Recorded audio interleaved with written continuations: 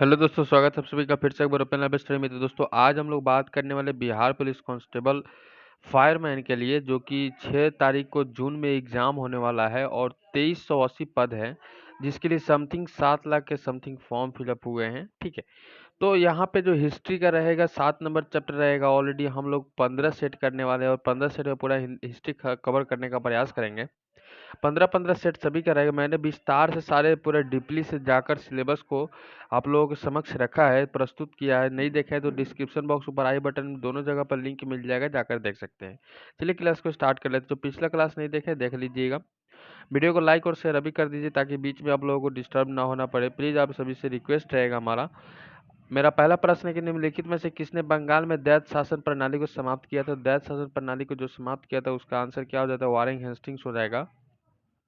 मैं चाहूँगा कि आप भी मेरे साथ लगाते चलिए ताकि आपको इसी वीडियो में सारे क्वेश्चंस को याद हो जाए। ठीक है, मैं बताना चाहूँगा सीएसबीसी की तरफ से जो 10th लेवल का कहा गया है कि परीक्षा में हम लोग क्वेश्चन रखेंगे, बट थोड़ा सा मॉडरेट क्वेश्चंस को देखते चलेंगे।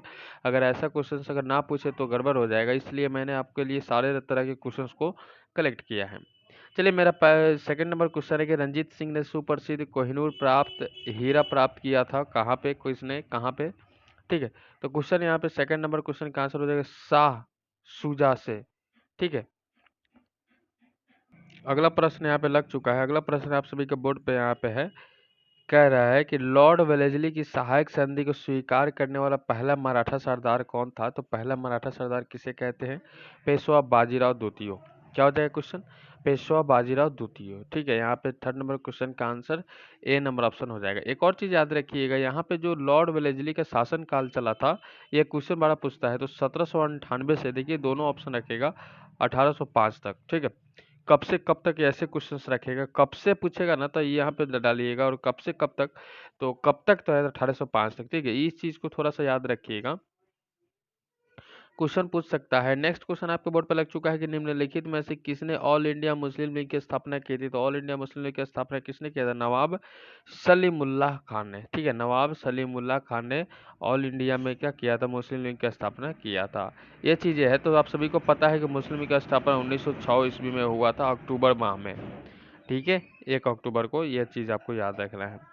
नेक्स्ट क्वेश्चन हमारा रहेगा कि निम्नलिखित में से कौन आत्मीय सभा के संस्थापक थे? तो आत्मीय सभा के संस्थापक कौन थे? तो हमारा आंसर क्या हो जाता है? राजा राम मोहन राय।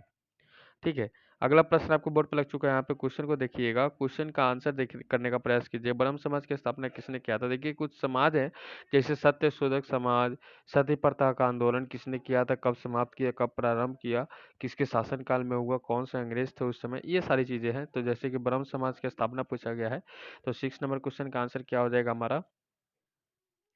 यहाँ पे 1828 ईस्वी में आपका सही संपूर्ण हो जाएगा। और यहाँ पे मैं बता दूं कि राजा राम मोहन राय के द्वारा ब्रह्म समाज का स्थापना किया गया था। और पहला अधिवेशन जो 20 अगस्त याद रखिएगा, 20 अगस्त भी याद रखिएगा, डेट भी थोड़ा सा याद रखिएगा, क्वेश्चन पूछ देता है।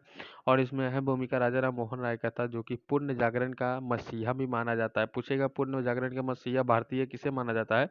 तो राजा राम मोहन राय को। और डेट याद रखिएगा 20 अगस्त को। ठीक है, इतनी सारी जानकारी यहाँ से प्राप्त कर लीजिएगा, आपका काम बन जाएगा। नेक्स्ट क्वेश्चन देख लीजिए, यहाँ पे अगला प्रश्न आपके बोर्ड पर लग चुका है, कभी बाण निवासी था।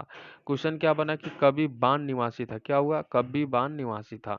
ठीक है, तो हमारा आंसर हो जाता है थानेश्वर का। कभी बाण निवासी कहाँ का था? तो वो थानेश्वर का। ठीक है, अगला प्रश्न देख लीजिए, यहाँ पे अगला प्रश्न आपके बोर्ड पर लग चुका है। यहाँ पे पटना को प्रांतीय राजधानी बनाया था किसने? ध्यान रखिए, पटना को प्रांतीय राजधानी बनाया था, तो हमारा आंसर हो जाता है शेरशाह ने। ठीक है, शेरशाह ने हमारा। बहुत बढ़िया। अगला प्रश्न देख लीजिए, यहाँ पे अगला प्रश्न आपको बोर्ड पे लग चुका है कि 17वीं शताब्दी में बिहार में सोने की खानें कहाँ स्थित हैं? तो 10 नंबर क्वेश्चन का आंसर क्या हो जाएगा? पटना में। ठीक है, नेक्स्ट क्वेश्चन। नेक्स्ट क्वेश्चन हमारा रहेगा आप सभी का बोर्ड पे यहाँ पे कि बिहार में गौ हत्या रोकने के लिए गोरक्षिणी सभाओं की स्थापना किस वर्ष में हुई थी? तो ये 11 नंबर क्वेश्चन का आंसर है 1882 ईस्वी में। बी नंबर ऑप्शन हमारा बिल्कुल करेक्ट हो जाता है। ठीक है, अगला प्रश्न देख लीजिए, यहाँ पे अगला प्रश्न आपके बोर्ड पे लग चुका है, किस वर्ष उड़ीसा बिहार से पृथक हुआ था? तो उड़ीसा किस वर्ष बिहार से पृथक हुआ था? क्वेश्चन आपसे यह भी पूछ सकता है कि बिहार से झारखंड कब पृथक हुआ था, पश्चिम बंगाल कब पृथक हुआ था।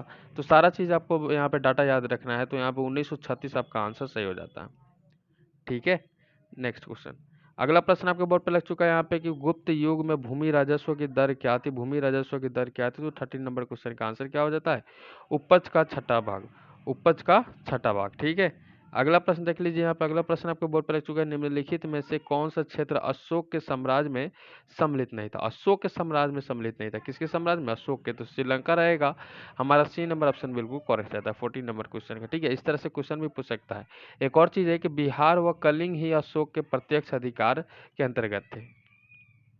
अगला नेक्स्ट क्वेश्चन आपको बोर्ड पे लग चुका है, प्रसिद्ध 10 राजाओं का युद्ध किस नदी के तट पर लड़ा था। किस नदी के तट पर लड़ा था, तो 15 नंबर क्वेश्चन का आंसर क्या हो जाता है, परुसनी। परुसनी हमारा बिल्कुल सही रहता है, परुसनी हमारा बिल्कुल सही हो जाता है।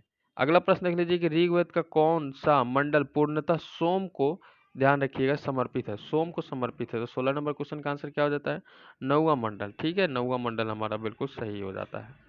अगला क्वेश्चन देख लीजिए, यहाँ पे क्वेश्चन बना कि तबकात ए नासरी का लेखक कौन था। तबकात ए नासरी का लेखक कौन था, तबकात ए नासरी का लेखक कौन था। तो 17 नंबर क्वेश्चन का आंसर क्या हो जाता है यहाँ पे, मीन हाज अस सिराज, मीन आज हस सिराज हो जाएगा, ठीक है। सी नंबर ऑप्शन करेक्ट हो जाता है। अगला क्वेश्चन क्या कर रहा है, अगला क्वेश्चन आपके बोर्ड पे लग चुका है कि अलाई दरवाजा का निर्माण किसने, सुल्तान ने करवाया था। कौन से सुल्तान ने करवाया था, तो क्वेश्चन ये भी सक रख सकता है कि किसने करवाया था डायरेक्टली, तो अलाई दरवाजा का निर्माण किसने करवाया था भाई। तो क्वेश्चन इस प्रकार से पूछेगा तो अलाउद्दीन खिलजी कर दीजिएगा, सी नंबर ऑप्शन सही हो जाएगा। इसने अलाई दरवाजा के साथ साथ जमैता खाना मस्जिद भी बनवाया था, सीरी का किला भी बनवाया था, हजार खंबा महल के निर्माण में भी करवाया था, सारे अलाउद्दीन खिलजी के। नेक्स्ट क्वेश्चन देख लीजिए, हुमायूंनामा की रचना किसने की थी। हुमायूंनामा की रचना किसने की थी, तो यहाँ पे आपके बोर्ड पे लग चुका है, हुमायूंनामा की रचना किसने किया था। क्वेश्चन आपके बोर्ड पे लग चुका है, तो आपको लगाता है कि गुलबदन बेगम। क्या होगा, गुलबदन बेगम हमारा सही हो जाता है। नेक्स्ट क्वेश्चन, अगला प्रश्न है कि दिल्ली के लाल किले का निर्माण किसने करवाया था। तो जरूरी नहीं है कि दिल्ली के लाल किला ही पूछे, आपको आगरा का ताजमहल भी पूछ सकता है, तो ये भी क्वेश्चन आपको याद रखना है। तो शाहजहां हमारा संपूर्ण हो जाएगा। नेक्स्ट क्वेश्चन देख लीजिए, यहाँ पे अगला प्रश्न आपके बोर्ड पर लग चुका है, अंग्रेजों ने श्रीरंगपट्टनम की संधि किसके साथ की है। किसके साथ की है, 21 नंबर क्वेश्चन का आंसर क्या हो जाता है, टीपू सुल्तान, ठीक है। टीपू सुल्तान हमारा सही हो जाता है। नेक्स्ट क्वेश्चन देख लीजिए, यहाँ पे अगला प्रश्न आपके बोर्ड पर लग चुका है, 1857 के विद्रोह का नेतृत्व कि बिहार में किसने किया था।